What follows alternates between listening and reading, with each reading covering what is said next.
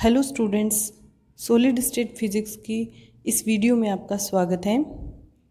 हमने अपने पिछले वीडियोस में जाना कि लेटिस क्या होते हैं, बेसिस क्या होता है और लेटिस और बेसिस मिलकर के किस तरह से क्रिस्टल संरचना का निर्माण करते हैं। साथ ही हमने यह भी देखा कि ट्रांसलेशनल सिमेट्री क्या है, यूनिट सेल और प्रिमिटिव सेल क्रिस्टल में अलग अलग कैसे डिफ़ाइन की जाती हैं, उन सब के बारे में हमने अपने पिछले वीडियोस में जाना था।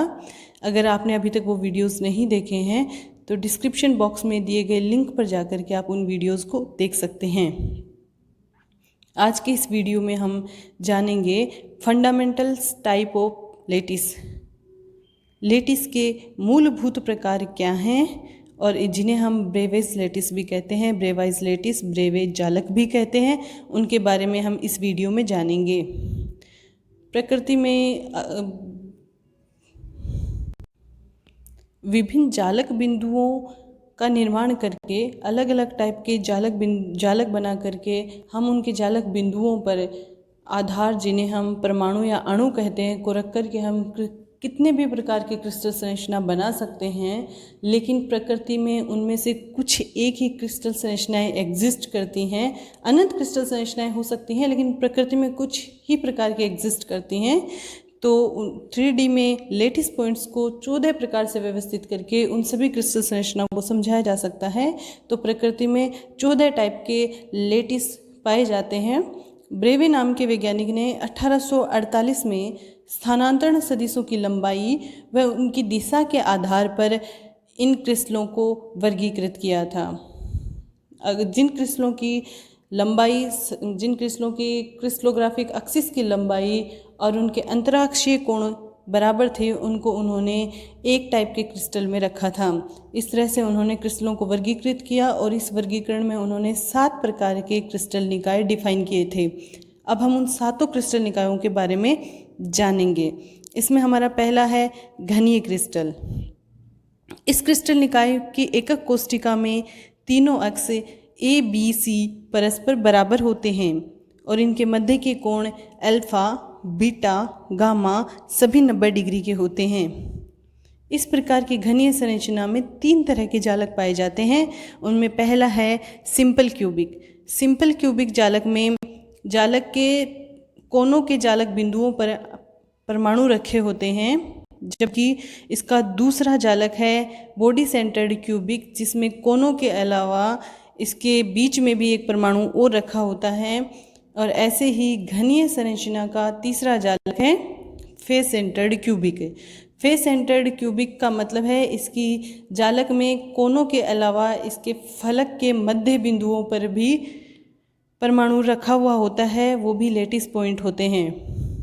तो इस तरह से घनीय संरचना में 3 तरह के लेटिस पॉइंट हैं, simple cubic, body centred cubic, face centred cubic. साथ ही इनकी अक्षीय लंबाइयाँ भी बराबर होती हैं और अक्षीय कोण बराबर तथा 90 डिग्री के होते हैं। हमारी दूसरी क्रिस्टल संरचना है द्विसमलंबाक्स। द्विसमलंबाक्स में टेट्रागोनल में अक्षीय लंबाइयाँ ए और बी तो आपस में बराबर होती हैं, लेकिन तीसरी अक्षीय लंबाई सी इनके बराबर नहीं होती है। साथ ही इसमें अल्फा, बीटा, गामा, इसमें भी तीनों कोण 90 डिग्री के होते हैं। तीनों एक्सिस 90 डिग्री पर व्यवस्थित होती हैं।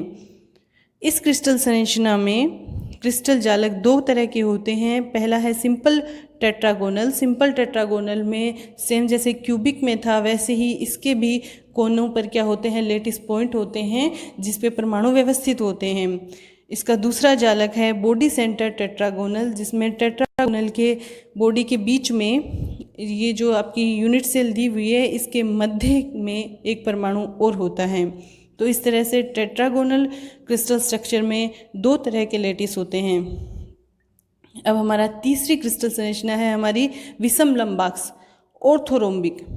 इस क्रिस्टल संरचना में तीनों ही अक्ष परस्पर बराबर नहीं होती हैं। तीनों ही अक्ष परस्पर बराबर नहीं होती हैं तथा अंतराक्षीय कोण अल्फा, बीटा और गामा तीनों बराबर भी होते हैं और 90 डिग्री के भी होते हैं। तो इस तरह से तीनों अक्षीय लंबाइयाँ बराबर नहीं होंगी, जबकि तीनों अक्षीय कोण बराबर और 90 डिग्री के होंगे। ऑर्थोरोम्बिक क्रिस्टल संरचना में लेटिस 4 तरह के होते हैं। पहला है सिंपल ऑर्थोरोम्बिक। सिंपल ऑर्थोरोम्बिक में सेम वही लेटिस पॉइंट लेटिस के कोनों पर होते हैं। इसके 8 कोनों पर 8 लेटिस पॉइंट पाए जाते हैं।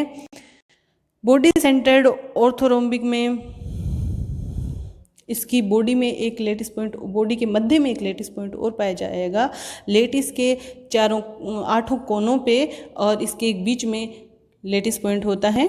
इसका तीसरा लेटिस है base centred orthorhombic. Base centred orthorhombic में कोनों के अलावा इनके बेस पर, आधार पर इसमें 2 लेटिस पॉइंट और दिए हुए हैं जहां पर एटम्स को रखा जाता है, तो यह है बेस सेंटर्ड ऑर्थोरोम्बिक। चौथा लेटिस है हमारा फेस सेंटर्ड ऑर्थोरोम्बिक, जो हम पहले से जानते हैं। लेटिस के फेस पे जो फलक होते हैं उन 6 फलकों पर भी लेटिस पॉइंट होता है। हमारी चौथी क्रिस्टल संरचना है त्रिसमांताक्ष रोम्बोहेड्रल।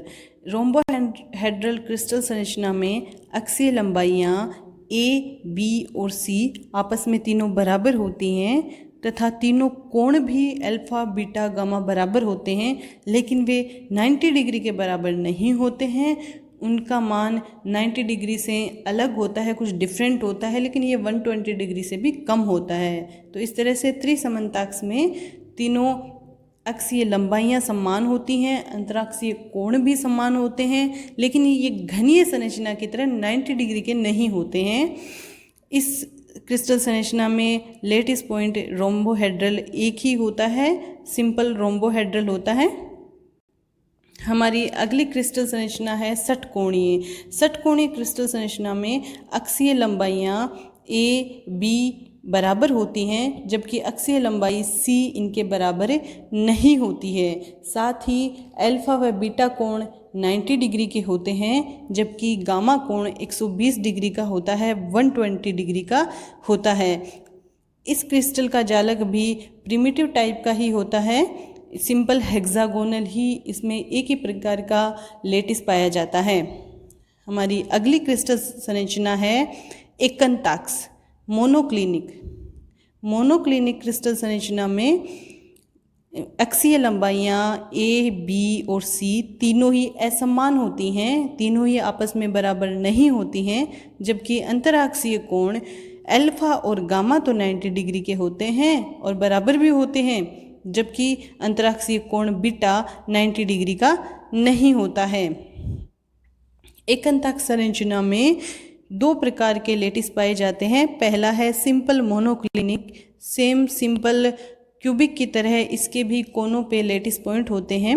इसका दूसरा लेटिस है बेस सेंटर्ड मोनोक्लिनिक। इसमें लेटिस के कोनों के अलावा उनके बेस, दोनों बेसों पर, दोनों आधारों पर भी लेटिस पॉइंट होता है। हमारी 7वीं और अंतिम क्रिस्टल संरचना है त्रिंताक्ष ट्राइक्लिनिक क्रिस्टल संरचना।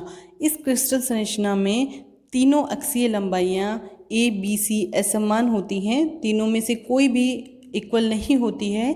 साथ ही अंतराक्षीय कोण अल्फा, बीटा, गामा भी आपस में बराबर नहीं होते हैं और ना ही वो 90 डिग्री के होते हैं। इस क्रिस्टल संरचना में भी एक ही प्रकार का लेटिस पाया जाता है। इस तरह से हमारी 7 मूलभूत क्रिस्टल संरचनाएं कंप्लीट होती हैं। हमने 7 मूलभूत क्रिस्टल निकाय और उनकी विशेषताओं के बारे में जाना। आने वाले वीडियो में हम इस क्रिस्टल निकाय के ट्रिक के बारे में जानेंगे कि इजीली इन्हें कैसे याद किया जा सकता है। ये 7 जो क्रिस्टल संरचनाएं हैं, cubic, tetragonal, orthorhombic, rhombohedral, hexagonal, monoclinic और ट्राइक्लिनिक, इन 7 क्रिस्टल संरचनाओं के अगर हम फर्स्ट लेटर को लें तो हमारे पास बनता है क्यूबिक का C, टेट्रागोनल का T, ऑर्थोरोम्बिक का O, रोम्बोहेड्रल का R, हेक्सागोनल का H, मोनोक्लिनिक का M, ट्राइक्लिनिक का T। इनके फर्स्ट वर्ड से जो CTORHMT बनता है, उनको लेकर के हम एक ट्रिक बनाएंगे जो आप आने वाले वीडियो में देखेंगे, इसलिए आने वाला वीडियो भी आप ज़रूर देखें। इसके लिए आप इस चैनल को सब्सक्राइब कर दें, साथ ही बेल आइकन को भी दबा दें ताकि जब भी नेक्स्ट वीडियो अपलोड हो आप तक सबसे पहले पहुंच सके। तो ये हमारे 14 प्रकार के ब्रेविज लेटिस थे जिनको हमने 7 क्रिस्टल स्ट्रक्चर में विभाजित किया था, क्रिस्टल सिस्टम में विभाजित किया था, जिनको हमने फर्स्ट लेटर को लेकर के नाम दिया है CTORHMT। Thank you.